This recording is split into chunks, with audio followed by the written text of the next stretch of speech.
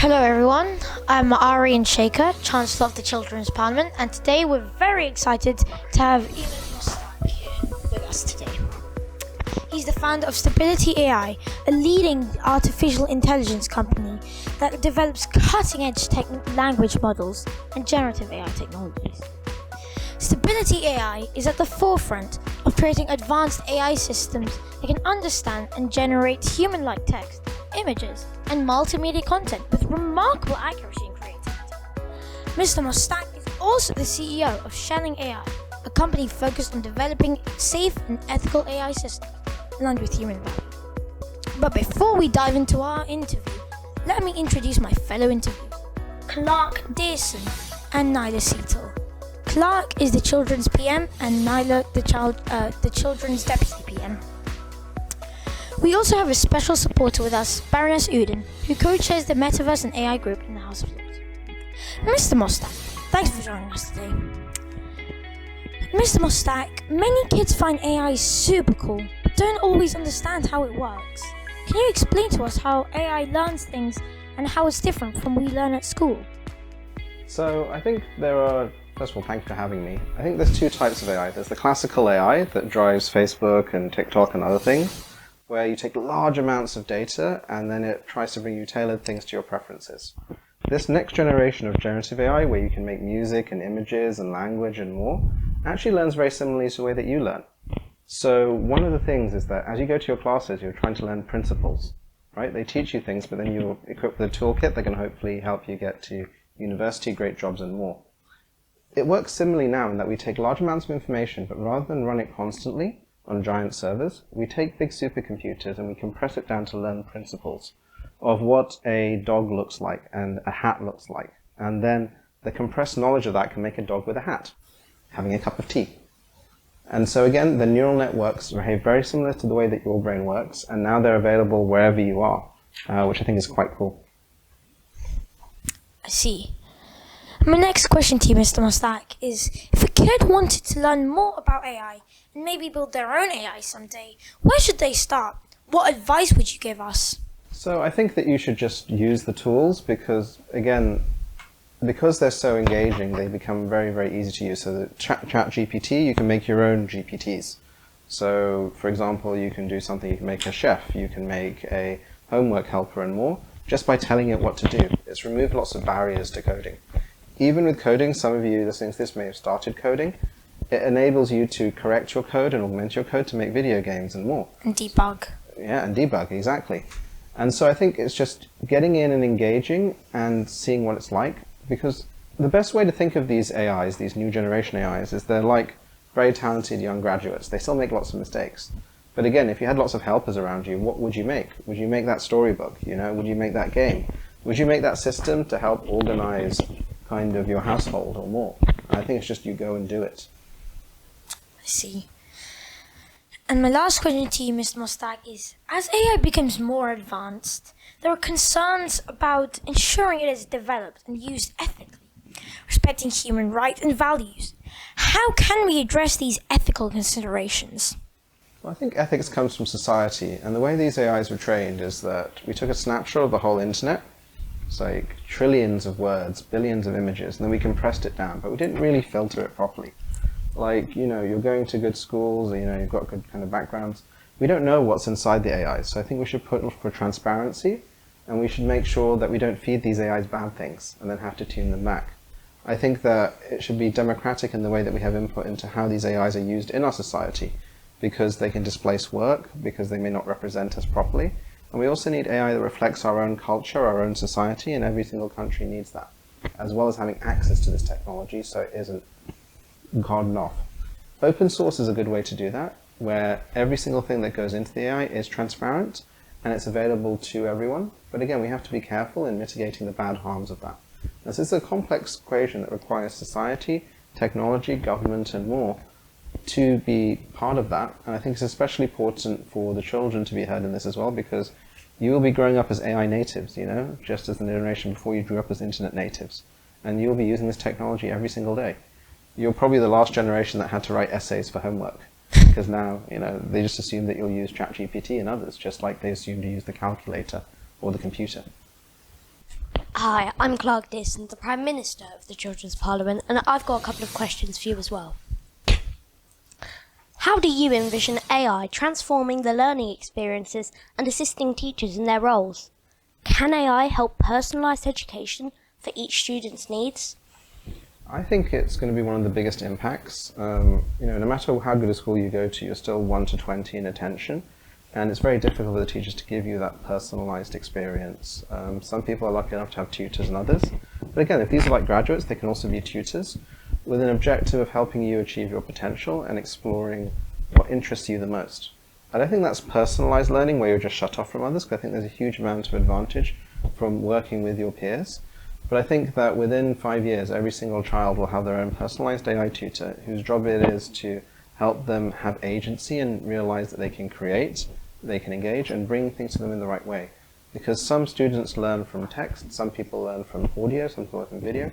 We can have adaptive learning experience, which will be huge. And there are charities such as our affiliated charity Imagine Worldwide, where we've been deploying tablets with basic AI into refugee camps, teaching kids literacy and numeracy in just 13 months.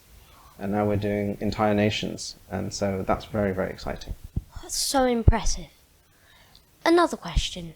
AI has the potential to help us tackle environmental challenges like climate change and sustainability.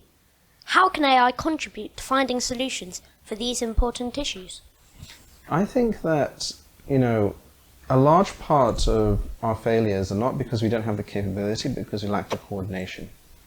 And one very interesting use of AI is organizing knowledge. So previously I was one of the leads on the United Nations-backed AI initiative against COVID-19, organizing COVID knowledge, and we made some impact, but we had to deal with institutions. I think what we'll see is things like a GPT-4 or ChatGPT for climate, where any of you can find at any level climate knowledge that's authoritative, comprehensive, and up-to-date, and then be introduced to other people that want to do climate positive actions. Because there's so much amazing innovation in the fight against climate change that just isn't accessible because we don't know about it. The data isn't accessible. And again, we should view these AIs like the graduates that will go out and find all the knowledge on climate and bring it to you, and to bring it to Baroness Udin and others so we can make a real impact. And that's super exciting. Wow, awesome. And my final question. AI has the potential again to enhance creativity in fields like art, music and storytelling. How might AI augment or support human creativity in these areas? Again, AI was trained from our collective input on the internet, and then it's available to us. We do open source AI, so it's available to everyone as opposed to controlling it. The creativity part is very interesting because sometimes when I go and I talk to audiences, I say, how many of you are creative? And only a few hands go up. And I ask them, how many believe that every child is creative? And all the hands go up. Okay. And I was like, how many of you were children once? And most of the hands go up. I mean, they were all children once, right? Like, you guys are creative, but you're taught that you're not. But this reduces the barriers from creating music, image, video, and more. And I think that's a positive something because there's no shortage of demand for really amazing stories and the stories that you tell. And now, like I said, you can create music, you can create images, you can create videos soon. Why don't you go and tell the stories? And what we found is that the most artistic people really benefit from that because what they want to do is they want to tell stories, they want to get change in people. And so I think that creatively humanity will go massive because the number of storytellers goes from just a few to just about everyone. It raises the floor for everyone. My name is Naila and I'm the Deputy Children's Prime Minister. So my first question for you today is that we hear a lot about AI safety, but what can AI do to keep children and just everybody in general safe from things like cyberbullying?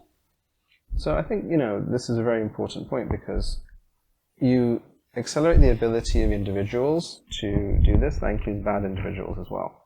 So there can be more and more cyberbullying. So we need AIs that are on our side because you're flooded with information all day. And now, again, people can use the AIs to do bad things. So you need AI that protects you. And I think we need to build those standards in. We need to build in standards for detecting fake images, for detecting AI agents, and have them identified as well. So you know if you're talking to an AI or not an AI. And this is something that's incumbent upon society. And again, the reason why we should push for AI to be open and transparent so that we know how to build the mitigations against it, and also deliberately build AI that can support you against the wave of information that we saw even before this. Again, you're bombarded at all times, and it can hit your self-confidence, it can hit negative impacts. Let's build AI buddies that protect you, and again, their jobs are to achieve your potential. Thank you. My next question for you today is that some people worry that AI will take away jobs, but what kind of jobs could happen because of AI? So I think it's a very valid fear, and we've seen this with every technological revolution. I think this is one of the largest technological revolutions. But we always create new jobs. So an example is the creative industry. Some of you play video games, right? Maybe not. The video game sector went from 50 billion to 170 billion over the last 10 years, and the average score went from 69% to 75%. The movie industry, in comparison, went from 50 billion to 60 billion, and the average score of a movie is 6.3. They made better games as there was better demand. So I think creative industries will bloom and go massive because you have bigger reach. I think there are new AI-enhanced jobs that can come as well. So, for example, you have conditions like cancer and Alzheimer's, dementia. And if any of you know people in your family that have had that, or friends, it's a big loss of agency. We can build AI helpers now so that you can always have the latest knowledge on each of these conditions at your forefront and how to talk to your families and more.